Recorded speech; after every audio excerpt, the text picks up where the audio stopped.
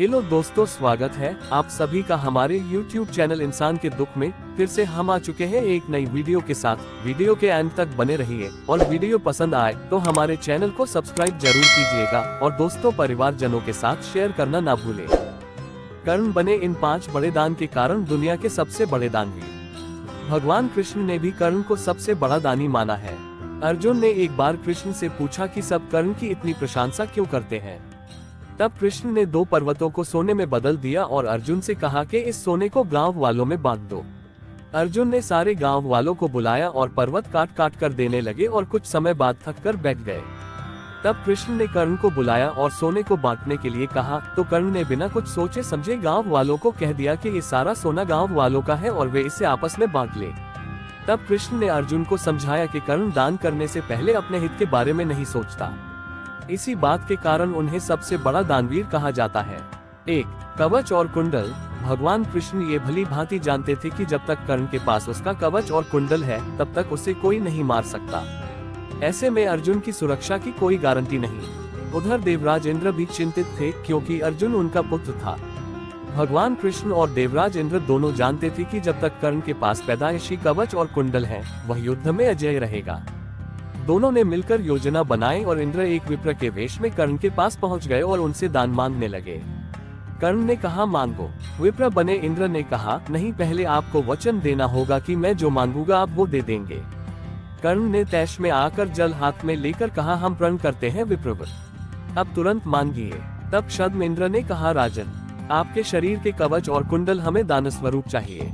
एक पल के लिए सन्नाटा छा गया।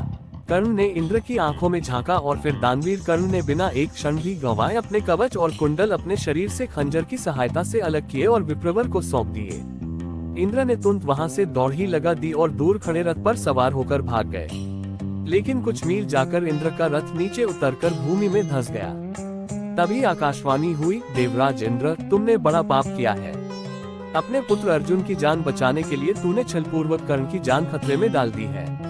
अब ये रथ यहीं धंसा रहेगा और तू भी यहीं धंस जाएगा। तब इंद्र ने कर्ण को कवच कुंडल के बदले अमोघ अस्त्र दिया। 2.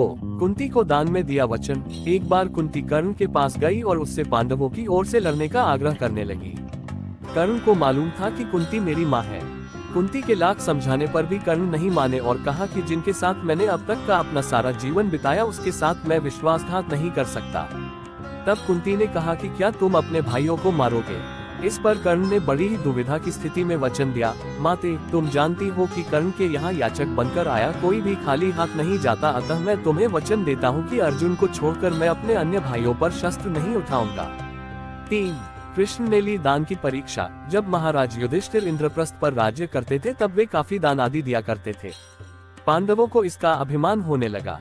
भीम व अर्जुन ने श्री कृष्ण के समक्ष युधिष्ठिर की प्रशंसा शुरू की कि वे कितने बड़े दानी हैं।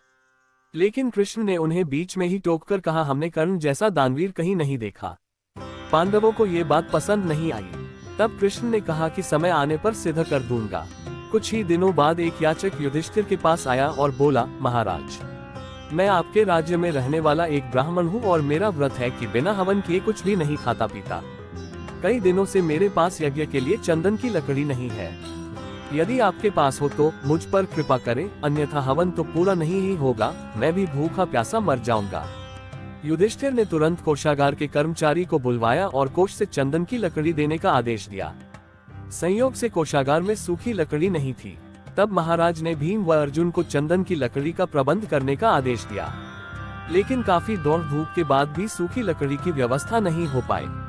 तब ब्राह्मण को हताश होते देख कृष्ण ने कहा, मेरे अनुमान से एक स्थान पर आपको लकड़ी मिल सकती है, आइए मेरे साथ। ब्राह्मण ये सुनकर खुश हो गए।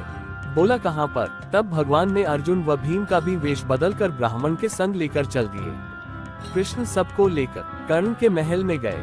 सभी ब्राह्मणों के वेश में थे, अतः कर्ण ने उन्हें पहचाना नहीं। याचक ब्राह्मण ने जाकर लकड़ी की अपनी वही मांग दोहराई। कर्ण ने भी अपने भंडार के मुखिया को बुलवाकर सूखी लकड़ी देने के लिए कहा, वहां भी सूखी लकड़ी नहीं थी। ऐसे में ब्राह्मण निराश हो गया। अर्जुन और भीम प्रश्न सूचक निगाहों से भगवान कृष्ण को ताकने लगे। लेकिन श्री कृष्ण अपनी चिर परिचित मुस्कान लिए चुपचाप बैठे रहे। तभी कर्ण ने कहा, हे ब्राह्मण देव, आप निराश न हो, एक उपाय है मेरे पास। उसने अपने महल के खिड़की दरवाजों में लगी चंदन की लकड़ी काट काट कर ढेर लगा दी। फिर ब्राह्मण से कहा, आपको जितनी लकड़ी चाहिए कृपया ले जाए। कर्ण ने लकड़ी ब्राह्मण के घर पहुंचाने का प्रबंध भी कर दिया। ब्राह्मण कर्ण को आशीर्वाद देता हुआ लौट गया। पांडव व श्री कृष्ण भी लौट आए। वापस आकर भगवान ने कहा, साधारण अवस्था में दान देना कोई विशेषता नहीं है, असाधारण परिस्थिति में किसी के लिए अपने सर्वस्व को त्याग देने का ही नाम दान है।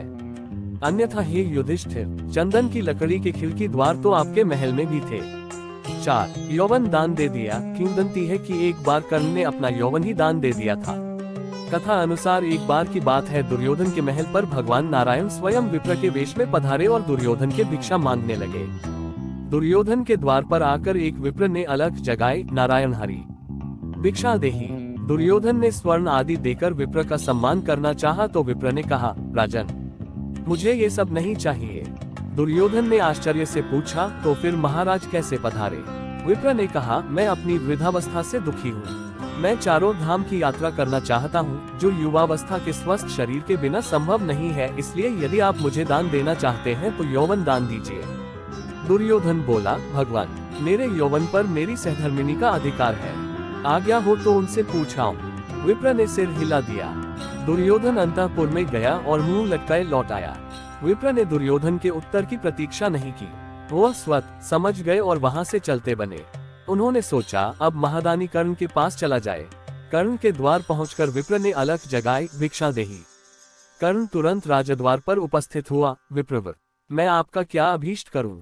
विप्र ने दुर्योधन से जो निवेदन किया था वही कर्ण से भी कर दिया। कर्ण उस विप्र को प्रतीक्षा करने की विनय करके पत्नी से परामर्श करने अंदर चला गया, लेकिन पत्नी ने कोई न नुकुर नहीं की। वह बोली, महाराज दानवीर को दान देने के लिए किसी से पूछने की जरूरत क्यों आ पड़ी? आप उस विप्र को संकोच यौवन दान कर दें। कर्ण ने अविलंब यौवन दान की घोषणा कर दी। तब विप्र के शरीर से स्वयं भगवान विष्णु प्रकट हो गए, जो दोनों की परीक्षा लेने गए थे। 5. सोने के दांतों का दान। कर्ण दान करने के लिए काफी प्रसिद्ध था। कहते हैं कि कर्ण जब युद्ध क्षेत्र में आखिरी सांस ले रहा था तो भगवान कृष्ण ने उसकी दानशीलता की परीक्षा लेनी चाहिए। वे गरीब ब्राह्मण बनकर कर्ण के पास गए और कहा कि तुम्हारे बारे में काफी सुना है और तुमसे मुझे अभी कुछ उपहार चाहिए। कर्ण ने उत्तर में कहा कि आप जो भी चाहे मांग ले। ब्राह्मण ने सोना मांगा। कर्ण ने कहा कि सोना तो उसके दांत में है और आप इसे ले सकते हैं। ब्राह्मण ने जवाब दिया कि मैं इतना कायर नहीं हूँ कि तुम्हारे दांत तोड़ूं। कर्ण ने तब एक पत्थर उठाया और अपने दांत तोड़ लिए। ब्राह्मण ने इसे भी लेने से इनकार करते हुए कहा कि खून से सना हुआ ये सोना वह नहीं ले सकता।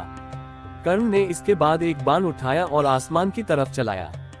इसके बाद बारिश होने लगी और दांत धुल गया। अगर आपको ये हमारी वीडियो पसंद आई हो तो हमारे चैनल को सब्सक्राइब करके बेल आइकन जरूर दबाएं, लाइक शेयर कमेंट करना ना भूले और कमेंट में जय श्री कृष्णा जरूर लिखें। राधे राधे, धन्यवाद।